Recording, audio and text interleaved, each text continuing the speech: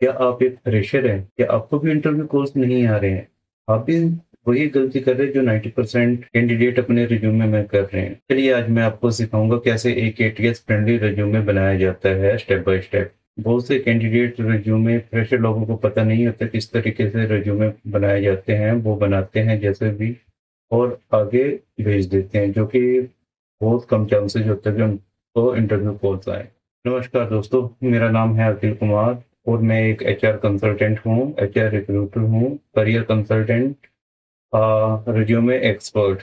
मैं पिछले more than 10 years से सेम डोमेन में काम करता आ रहा हूँ और हजारों लोगों का प्लेसमेंट अभी तक करवा चुका हूँ।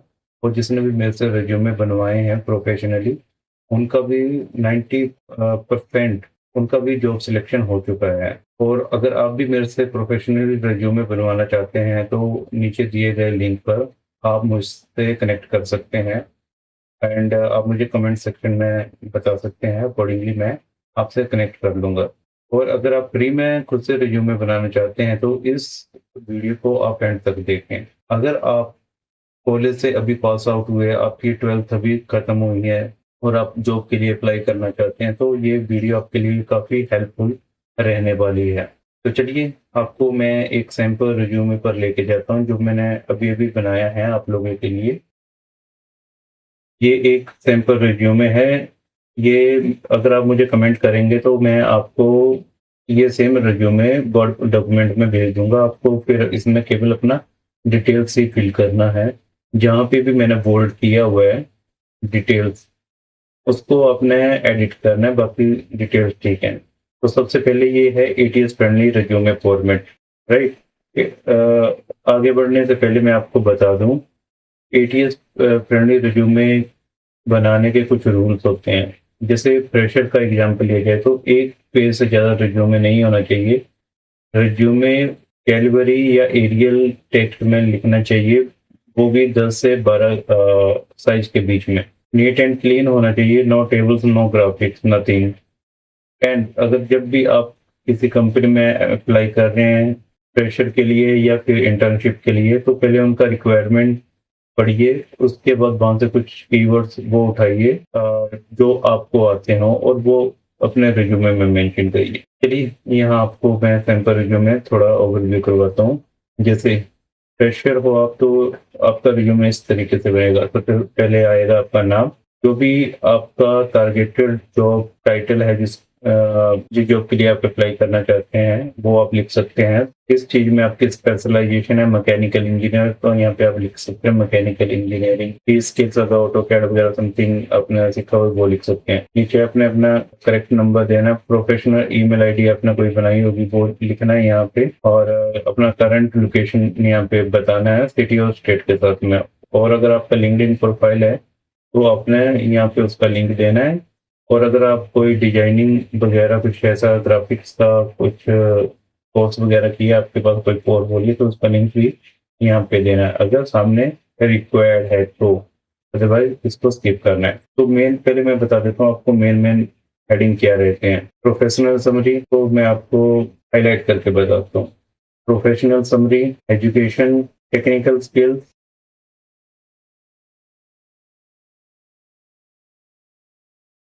प्रोजेक्ट्स, इंटर्नशिप या practical experience, certification, achievements and activity and additional information. ये रहते हैं main heading ATS friendly resume के स्पेशल के लिए। तो वन बाय वन हम डिस्कस करते हैं। प्रोफेशनल समरी, अगर आप रिक्वेस्ट करोगे तो ये मैं आपको दे दूंगा, ठीक है? तो इसमें आपने देखना क्या है और करना क्या है। जो प्रोफेशनल समरी होती है इसमें आपने बताना आपका करियर ऑब्जेक्टिव क्या, आपका मेन रोल क्या, आप डिजायर आपका रोल है क्या, आपका स्किल्स है, वो तो मेंशन करना होता है। जैसे कि मैंने यहाँ पे लिखा है मोटिवेटेड, जो भी आपका डिग्री है, स्पेशलाइजेशन है, जिस भी स्ट्रीम में आपने ग्रेजुएशन करी हुई है वो लिखो आप। Seeking and entry level opportunity in targeted role, जिस भी रोल के लिए आप अप्लाई कर रहे हैं। और and strong into force relevant, यहाँ पे अपना स्किल्स अपने बता देंगे। मीन्स ये सब कुछ लिखा पड़ा है, आपने इसमें केवल ये जो मैंने बोर्ड किया हुआ है ना, इसकी जगह पे अपने स्पेशलाइजेशन के अकॉर्डिंगली डिटेल्स यहाँ पे डाल देनी है, राइट। नीचे आप देखते हैं तो फिर आपका एजुकेशन सेक्शन ये नीट एंड क्लीन होना चाहिए, क्योंकि आप एक फ्रेशर हैं, आपके पास ना कुछ और नहीं है, तो ये क्लियरली मेंशन होना चाहिए, लाइक डिग्री, स्पेशलाइजेशन, किस कॉलेज से, यूनिवर्सिटी से, किस सिटी से, कौन से ईयर में पास आउट हैं, और क्या आपका वहाँ पे परसेंटेज रहा। फिर 12th क्लास का कौन से स्कूल से, बोर्ड से कब पास आउट हुए, क्या परसेंटेज था, सेम 10th के लिए। और बात करी जाए टेक्निकल प्रोफेशनल स्किल्स में, तो टेक्निकल स्किल्स में आपको क्या आता है, लाइक ऑटो कैड, कैटिया, प्रोही, कैनवा, और जो भी आपको टेक्निकल स्किल्स है वो आपको यहाँ पे मेंशन करने हैं सामने वाले की रिक्वायरमेंट के हिसाब से। क्या टूल्स हैं जिन पे आपको काम करने आता है। सपोज आप एक ग्राफिक डिजाइनर है तो आप एडोब फोटोशॉप लिख सकते हैं, वीडियो एडिटिंग समथिंग है तो आप प्रीमियम प्रो, जो भी टूल रहते हैं यार वो आपने यहाँ पे मेंशन करने हैं। Then professional communication, problem solving, ये तो प्रोफेशनल स्किल्स आ गए, कैसे बताना है आपने। सबसे इम्पोर्टेंट, प्रोजेक्ट्स। एक फ्रेशर जिसके पास में कोई एक्सपीरियंस नहीं है और कॉलेज में उसने केवल और केवल या तो इंटर्नशिप करी होती है या फिर उसके पास में प्रोजेक्ट होता है, ये बहुत जरूरी होता है। ये प्रोजेक्ट्स आपको डिटेल्स में बताना रहता है कि लाइक प्रोजेक्ट का नाम, कौन सी टेक्नोलॉजी टूल्स का यूज किया है, और आपने वहाँ पे ऐसा क्या किया है लाइक उस प्रोजेक्ट में, जैसे क्या डिवेल्प किया हुआ है, और कौन सी प्रॉब्लम उस प्रोजेक्ट के थ्रू आपने सॉल्व करी है, क्या स्किल्स आपने अप्लाई किए थे, और जिनका क्या सॉल्यूशन मिला है। मतलब आपको उस प्रोजेक्ट्स का रिजल्ट बताना है, तो कौन सी टेक्नोलॉजी के थ्रू आपने क्या, मतलब उसमें ऐसा किया था, कौन से टूल्स का यूज किया था, समथिंग। तो आपने यहाँ पे जो भी 2-3 प्रोजेक्ट्स किए हुए हैं उसको साफ साफ लिखना है, राइट। और इंटर्नशिप, ये भी बहुत ही ज़्यादा ज़रूरी है। इंटर्नशिप या आपके पास में कोई प्रैक्टिकल एक्सपीरियंस है तो वो भी आप मेंशन कर सकते हैं। अगर मोस्टली कैंडिडेट इंटर्नशिप ही करते हैं तो इंटर्नशिप आप लिख सकते हैं administrator, training role, company, organization, कहाँ किस कंपनी में किस रोल पे आपने इंटर्नशिप करी हुई है, कौन से मंथ ईयर में, और कौन से मंथ ईयर एंड तक आपने ड्यूरेशन मेनली आपने बताना है, ठीक है। तो वहाँ पे आपने बताना है असिस्टेड विद, ये जैसे रेलिवेंट टास्क, रिस्पॉन्सिबिलिटी, तो ये बता सकते हैं आप किस टेंडर में अपना काम किया, क्या रिस्पॉन्सिबिलिटी थी, और क्या आपने एक्सपोजर वहाँ से गेन किया है, और कौन से टूल्स आपने सीखे हैं, स्किल्स वहाँ पे यूज करे हैं, और राइट, और इस तरीके से। और सर्टिफिकेशन में जो भी आपके पास में वैलिड सर्टिफिकेशन हैं आपने उनका यहाँ पे मेंशन करना है, राइट। जैसे ऑटो कैड का हो गया, बहुत से लोग करते हैं अगर इंजीनियरिंग फील्ड में, वो यहाँ पे मेंशन कर सकते हैं। Achievements is one of the major point है, तो इसमें अपने अचीवमेंट में बताना है कि जो भी अपने काम किया उस पे क्या मतलब पॉजिटिव रिजल्ट्स मिले हैं, लाइक एकेडमिक अचीवमेंट्स क्या है, जैसे आपने किसी प्रोग्राम में पार्टिसिपेशन किया है, कुछ किया है तो वो लिखना है। कंप्लीशन अवार्ड कुछ मिला है वो बताना, अपना लीडरशिप टीम लीड वगैरह अपना कुछ किया हुआ है कोई भी एक्टिविटी में वो बताना है, अपना रेलिवेंट एक्स्ट्रा करिकुलर और टेक्निकल अचीवमेंट, बहुत सारे कैंप वगैरह रखते हैं। इस तरीके से अगर आपने कुछ भी लीड किया तो वो आपने यहाँ पे बताना है, राइट। और एडिशनल इंफॉर्मेशन में जैसे आपको कौन कौन सी लैंग्वेज आती है वो आप बता सकते हैं। हिंदी इंग्लिश मोस्टली लोगों को आती है, एंड अगर इसके अलावा भी जैसे साउथ में बैठना हो किसी को मराठी, तेलुगु, तमिल आती है तो वो भी उसका मेंशन कर सकते हैं, बिकॉज समटाइम्स जो रिक्रूटर फर्म होती हैं या कंपनीज होती हैं वो लोकल कैंडिडेट को ही प्रेफर करती हैं, तो वो आपकी लैंग्वेज के बेसिस पर भी पता चलता है कि आप लोकल कैंडिडेट हैं, राइट। तो वो भी यहाँ पे बताना जरूरी है। अवेलेबिलिटी आपकी यहाँ पे बताना कि कितने टाइम में आप ज्वाइन कर सकते हैं, तो या तो इमीडिएट कर सकते हैं या 7 दिन 15 दिन के अंदर, इस तरीके से आप बता सकते हैं।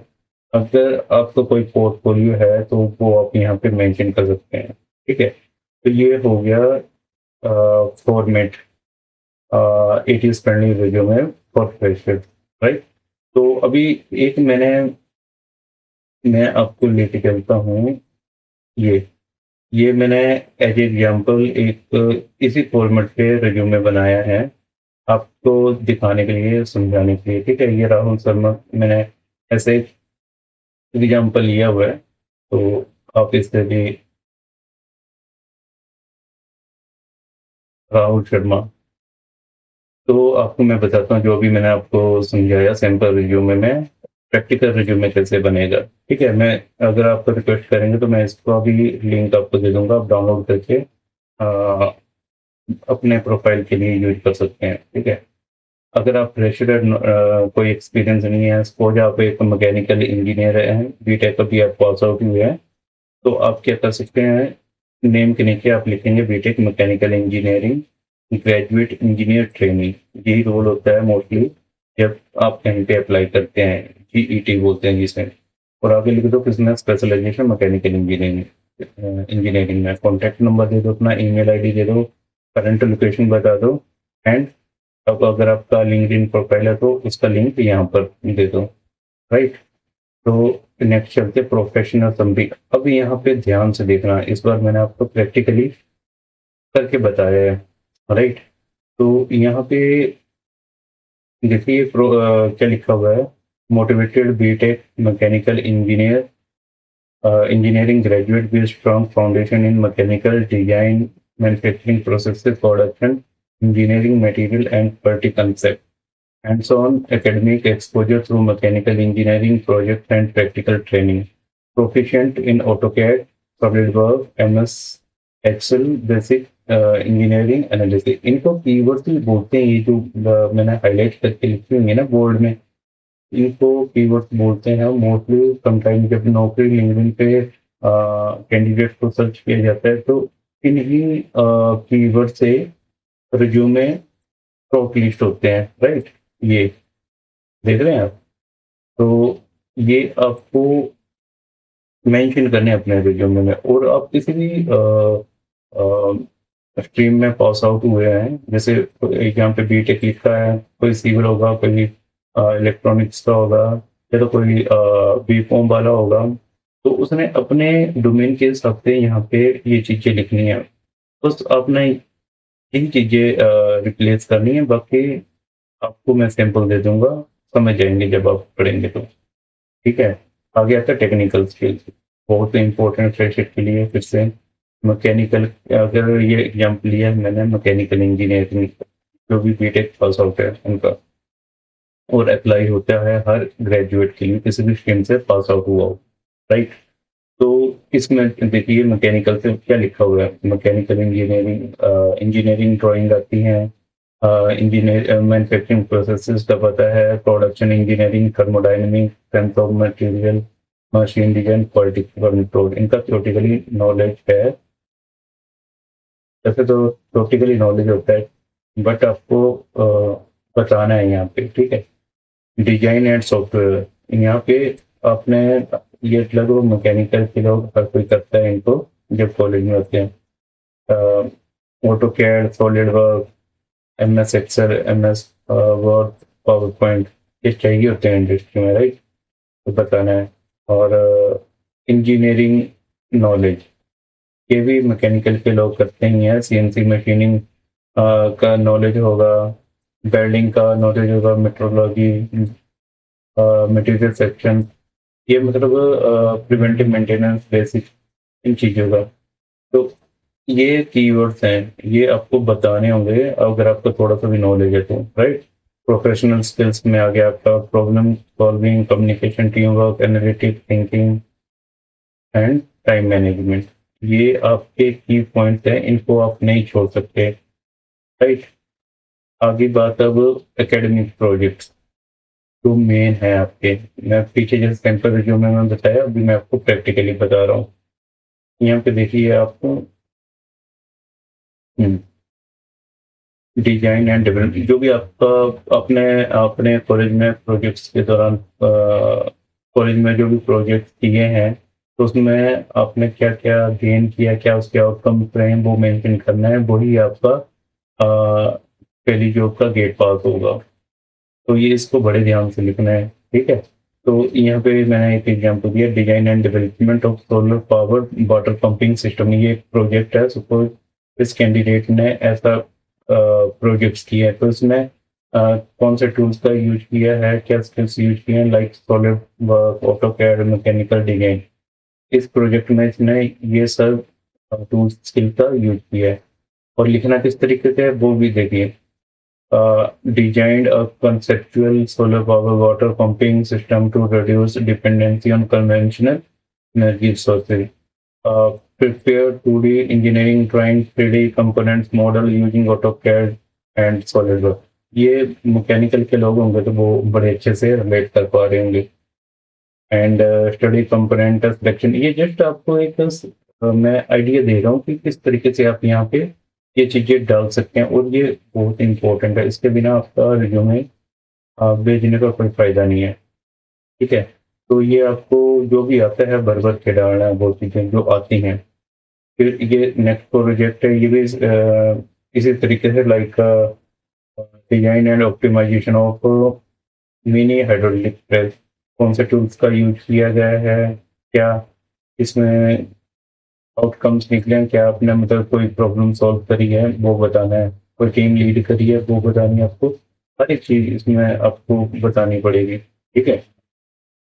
बात आती है नेक्स्ट पॉइंट, इंडस्ट्रियल ट्रेनिंग जो कि होती है, या इंटर्नशिप। अगर आप टेक्निकल बैकग्राउंड से हैं तो आपकी इंडस्ट्री ट्रेनिंग तो होती है, या कहीं आपने कॉलेज पास आउट के बाद आपने कहीं इंटर्नशिप करी है तो वो आपको मेंशन करनी है। तो ये भी बहुत इंपॉर्टेंट है फ्रेशर के लिए, इसके बिना भी काम नहीं बनते एक्चुअली। तो मैकेनिकल इंजीनियरिंग इंटर्नशिप अपने, ये एग्जांपल दे रहा हूँ मैं, कहीं करी है, जैसे एबीसी मैन्युफैक्चरिंग, ये मैंने ऐसे ही एक्सवाइजेड कंपनी का नाम लिख दिया है। जैसे आदित्य बिरला प्राइवेट लिमिटेड लिख दिया, कौन सी लोकेशन पे और क्या ड्यूरेशन रहा है आपका वहाँ पे अपना इंटर्नशिप या इंडस्ट्रियल ट्रेनिंग करी है, इस तरीके से। रिजल्ट आप जब भी रिस्पॉन्सिबिलिटी लिखते हो, आपने क्या रोल परफॉर्म किया, उसको इस तरीके से लिखना है कि अ, उसके आउटकम क्या इम्पैक्ट कर रहे हैं, ठीक है। इस तरीके से आपको बताना है सारा, ठीक है। ये आपको मैं आपके रिक्वेस्ट पे मैं आपको दे दूंगा सैंपल, बट आपको ये खुद से ही करना है। Next, education. ये आपको बहुत नीट एंड क्लीन लिखना है, राइट। क्यों आपको नीट एंड क्लीन लिखना है बताता हूँ, क्योंकि आपके पास में कुछ एक्स्ट्रा तो है नहीं। तो ये देखो, आपके पास में बीटेक लिखी है, इसको आराम से इस तरीके से लिखो। फिर आपने कौन से इंस्टीट्यूट से पास आउट करी है, ये लिखो आप। कौन सी लोकेशन, कौन से ईयर, क्या आपका वहाँ पे स्कोर रहा है, वो लिखो। उसके बाद आपको अपना बताओ, ट्वेल्थ की डिटेल्स दो, बिकॉज ज़्यादा कुछ है नहीं, तो आपको ट्वेल्थ टेंथ का भी दिखाना है उसमें, कौन से बोर्ड से, कहाँ से, कौन सी ईयर में पास आउट हैं, और क्या परसेंटेज आपने वहाँ पे गेन करी है। तो यहाँ पे भी कैंडिडेट का आइडिया लगाया जाता है कि कैंडिडेट कितना स्ट्रॉन्ग है। नेक्स्ट चलते हैं सर्टिफिकेशन में। आपके पास में जो भी सर्टिफिकेशन है आपको वो यहाँ पे मेंशन करने हैं, लाइक ऑटो कैड मैकेनिकल के लोग करते हैं, कौन से इंस्टीट्यूट से किया, कौन से ईयर में किया, वो लिखना है। आपने दूसरा सॉलिड वर्क एसेंशियली भी एक सर्टिफिकेशन कोर्स होता है, ये तो सारे के सारे डिजाइनिंग के कोर्स एक ही कोर्स में आ जाते हैं, वो भी करते हैं लोग, और अलग अलग भी करते हैं। तो इसका आपने भी कहाँ से किया है, कौन से ईयर में किया है, ऐसे आपको बताना है। देन आपको अचीवमेंट्स, कोई भी आपके अचीवमेंट सेक्शन है वो बहुत ज़रूरी है। अपने पूरे अपने कॉलेज करियर में अपना कुछ ना कुछ ऐसे, या स्कूलिंग में अपने कुछ ना कुछ अचीव तो किया ही होगा, कहीं पे पार्टिसिपेशन, कोई प्रोग्राम में हिस्सा, तो वो अपने यहाँ पे बताना है, जिससे कि सामने वाला जब भी पढ़े तो उसको आपके अंदर कुछ पोटेंशियल दिखे, लाइक आपने कोई टीम लीड करी है, कहीं आपने कुछ अपने एंड से कुछ लीडरशिप दिखाई है, तो ये चीज़ें जो होती है ना, वो सिलेक्शन के लिए काफ़ी ज़्यादा इम्पोर्टेंट होती हैं। लाइक यहाँ पे मैंने क्या लिखा है, ये देखिए, पार्टिसिपेटेड इन नेशनल या college level technical test, right, and mechanical design competition, यहाँ पे पार्टिसिपेट किया है। Next, presented academic project on, कोई भी टॉपिक जहाँ पे आपने काम किया हो। Participated in technical workshop on CAD, CAM, CNC, volunteer in college and technical and cultural events। आप समझ गए होंगे कि मैं क्या कहना चाह रहा हूँ यहाँ पे। अचीवमेंट, एक्टिविटी जो कि इम्पैक्ट दिखाए सामने एचआर रिक्रूटर से कि वो आपको कंसिडर करे। अब मैं कुछ उसको दिखे, लीडरशिप रोल, समथिंग, कुछ भी जो आपने क्रिएटिव किया हो और वो प्रेजेंट किया हो कॉलेज लेवल पे या स्कूल लेवल पे। एडिशनल, ये लास्ट का इंफॉर्मेशन रहता है। लाइक आपका languages, English, Hindi, normally north Indian तो दोनों ये बोलते ही हैं। साउथ में चले गया, वेस्ट में चले गया तो उनको तेलुगु, तमिल, कन्नड़, ये सब भी, मराठी, ये सारी लैंग्वेज भी अकॉर्डिंग टू रीजनल एरिया उनको आती हैं। ठीक है, तो क्या होता है, बहुत सी कंपनियां sometime they are searching local candidates. तो लोकल कैंडिडेट्स का पता कैसे लगता है, वो लैंग्वेजेस क्या है। अगर मराठी लिखा है तो mean Maharashtrian candidate and local है तो उसको कंसिडर कर लेंगे अगर महाराष्ट्र में कोई वैकेंसी है, अदर को नहीं करेंगे वो। इसी तरीके से तेलुगु तमिलनाडु में, कन्नड़ कर्नाटका में, तो इस तरीके से यहाँ पे पता लगता है। लोकेशन आपकी कहाँ पर है करंट, वो लिखो। ठीक है, और अवेलेबिलिटी आप लिख सकते हैं, इमीडिएट ज्वाइनर और 7 डेज नोटिस पीरियड, इस तरीके से, राइट। तो ये चीज़ जो है, अगर आप इतना भी अपने से कर लेते हैं तो आपका रिज्यूमे शॉर्टलिस्ट होने से कोई नहीं रोक सकता है। ये दरअसल कैंडिडेट्स को नहीं पता होता है, वो कुछ भी कहीं से भी कोई भी फॉर्मेट उठा के बना लेते हैं अपना रिज्यूमे, और वही रिज्यूमे हर जगह पे भेजते रहते हैं। और प्रॉब्लम कहाँ पे होती है कि उनको पता ही नहीं है कि सामने वाले की रिक्वायरमेंट क्या है और आप भेज क्या रहे हो। तो इसका सबसे आसान तरीका यही है, कहीं पे भी आप अप्लाई करते हैं एज ए फ्रेशर, पहले उनका सामने वाले का रिक्वायरमेंट्स जानो कि उनको क्या रिक्वायर्ड है और आपको आता क्या है। जो आपको आता है उसको थोड़ा हाईलाइट करो अपने रिज्यूमे में, और फालतू की चीजें चाहे हटा दो, बट एटीएस फॉर्मेट में रहना चाहिए आपका रिज्यूमे। फालतू की चीजें नहीं डालनी है उसमें, राइट। और मैंने कुछ पॉइंट्स लिखे थे, वो मैं आपको बता दूं। आप फ्रेशर हैं तो ये मैंने पहले बताया था, 1 पेज का रिज्यूमे होना चाहिए फ्रेशर का। 10 से 12 साइज का आपको टेक्स्ट साइज लेना है, एरियल या कैलिबरी का। फिर आप उसको जब भी भेजेंगे पीडीएफ फॉर्म में भेजेंगे, कोई इमेजेस नहीं, स्क्रीनशॉट नहीं, ऐसा कुछ नहीं भेजना, ओनली पीडीएफ फॉर्मेट। एंड जब भी भेजना है तो जेडी से अपना रिज्यूमे कंपेयर करके, तो थोड़ा बहुत जहाँ पे कस्टमाइजेशन चाहिए उसको कस्टमाइज करके आगे भेजना है। डेफिनेटली 99% आपके रिज्यूमे का शॉर्टलिस्टिंग के चांसेस बन जाते हैं। अगर आप 50 जगह पे भी अप्लाई करते हैं तो उम्मीद होती है कि 5-7 जगह से रिस्पॉन्स पॉजिटिवली आएगा ही आएगा। तो इन चीज़ों का अपने ध्यान रखना है। फिर याद जाते जाते मैं आपको एक चीज़ बताऊंगा कि resume not only a single document, it's your gate pass actually to enter in a company. तो रिज्यूमे बनते बनते काफी साल लग जाते हैं एक्चुअली। ये अभी आप फ्रेशर हैं, इसमें आपके पास में डालने लायक कुछ भी ऐसा नहीं होता है। आपके कॉलेज एक्टिविटी जो आपने करी हुई है, सर्टिफिकेशन के, इंटर्नशिप, इसके अलावा एक्चुअल में आपको किस बेसिस पे आगे चल के सिलेक्ट किया जाए तो वो डिपेंड करता है अपने आने वाले सालों में क्या कमाया है, कहाँ कहाँ पे एक्सपीरियंस है, आपने किस किस तरह का रोल किया है, क्या आपको स्किल्स आती हैं, वो सब। इसके लिए आपको कई साल लग जाते हैं एक्चुअली, तो वो सीनियर रोल्स के लिए चला जाता है।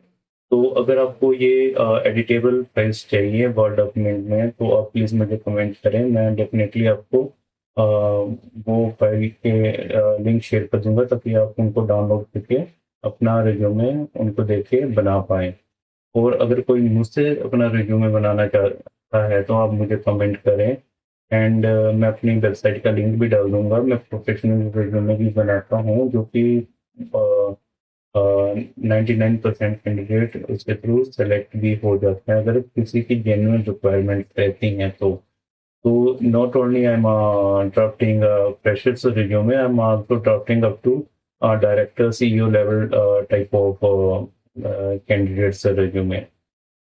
तो इसी तरह की इंफॉर्मेटिव वीडियोस पाने के लिए आप मेरे चैनल को लाइक करें, सब्सक्राइब करें एंड प्लीज बेल आइकन को दबाना ना भूलें। Thank you.